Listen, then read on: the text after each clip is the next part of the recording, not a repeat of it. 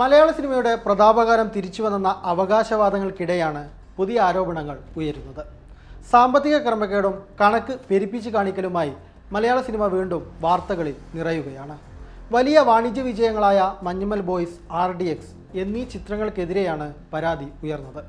ഈ രണ്ട് ചിത്രങ്ങൾക്കെതിരെയും നിർമ്മാണത്തിൽ പങ്കാളികളായവരാണ് പരാതിയുമായി രംഗത്തെത്തിയത്.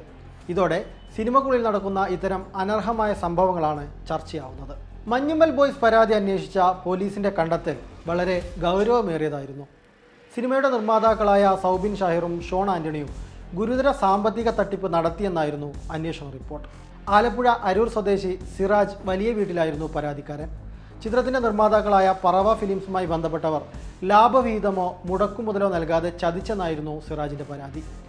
7 കോടി രൂപയാണ് സിറാജ് സിനിമക്കായി നിക്ഷേപിച്ചത്. 22 കോടിയാണ് ചിത്രത്തിന്റെ ആകെ മുടക്കുമുതലെന്നാണ് ഇവർ പരാതിക്കാരനെ ആദ്യം ധരിപ്പിച്ചത്.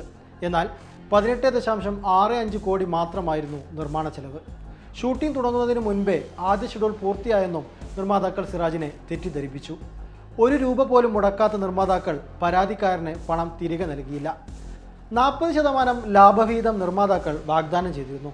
എന്നാൽ സിനിമ വലിയ ഹിറ്റായിട്ടും 1 രൂപ പോലും നൽകിയില്ല.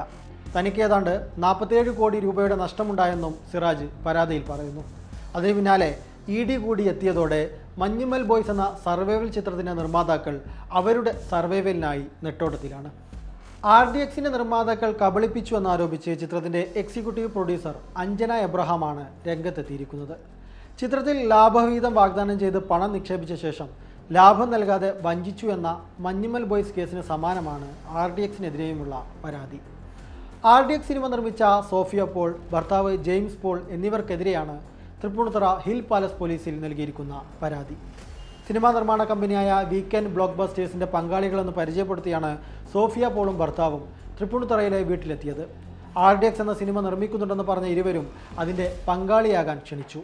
2022 ഓഗസ്റ്റ് 3 ഇത് സംബന്ധിച്ച കരാറിലും ഒപ്പുവെച്ചു. സിനിമയുടെ ആകെ നിർമ്മാണ ചെലവ് 13.8 കോടി രൂപയാണ് എന്നാണ് സോഫിയ പറഞ്ഞത്.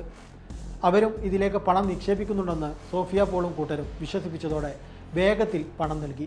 തുടർന്ന് 6 കോടി രൂപ സോഫിയ പോളിന് നൽകി. എന്നാൽ സോഫിയ പോളും കൂട്ടരും ഈ പദ്ധതിയിലേക്ക് പണമൊന്നും നിക്ഷേപിച്ചിട്ടില്ലെന്ന് പിന്നീട് മനസ്സിലായി.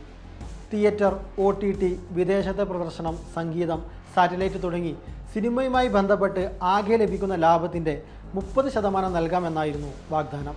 കരാറിലും ഇതുണ്ടായിരുന്നു. സിനിമ റിലീസ് ചെയ്ത് 90-120 ദിവസത്തിനുള്ളിൽ ഈ ലാഭം നൽകാമെന്നും കരാറിലുണ്ട്. ലോകമെമ്പാടും 84 കോടിയും കേരളത്തിൽ നിന്ന് 50 കോടിയും ചിത്രം കളക്ഷൻ നേടിയിരുന്നു. കരാർ പ്രകാരം ഇതിൻ്റെ 30% തനിക്ക് അർഹതപ്പെട്ടതാണെന്നാണ് പരാതിക്കാരിയുടെ ആവശ്യം. കൂടാതെ സിനിമയ്ക്ക് നിർമ്മാണ ചെലവ് 20 കോടി ആയെന്നാണ് സോഫിയ പോൾ അറിയിച്ചത്.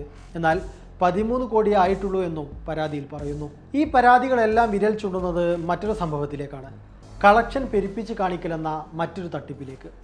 കഴിഞ്ഞ ദിവസം നിർമ്മാതാക്കളുടെ സംഘടന ഇതിനെതിരെ ശക്തമായ താക്കീതും നൽകിയത് സംഭവത്തിൻ്റെ ഗൗരവം വർദ്ധിപ്പിക്കുന്നുണ്ട്. സിനിമ OTT, സാറ്റലൈറ്റ് വിൽപ്പനക്കായി കളക്ഷൻ പെരുപ്പിച്ച് കാണിച്ചാണ് തട്ടിപ്പ് നടക്കുന്നത്. തിയേറ്ററിൽ വലിയ വിജയമല്ലാത്ത സിനിമകളെ OTTക്കാരും സാറ്റലൈറ്റുകാരും വാങ്ങാൻ മടിക്കുന്നതാണ് കാരണം. തിയേറ്ററിൽ റിലീസായ പല സിനിമകളും ഇപ്പോഴും പുറത്തിറങ്ങാത്തതിൻ്റെ കാരണവും ഇതുതന്നെയാണ്. ഈ പ്രതിസന്ധി മുന്നിൽ കണ്ട് ഇത് മുതലെടുക്കാനാണ് കളക്ഷൻ പെരുപ്പിച്ച് കാണിക്കുന്ന മറ്റൊരു സംഘവും മലയാള സിനിമയ്ക്ക് ചുറ്റും കറങ്ങുന്നത്.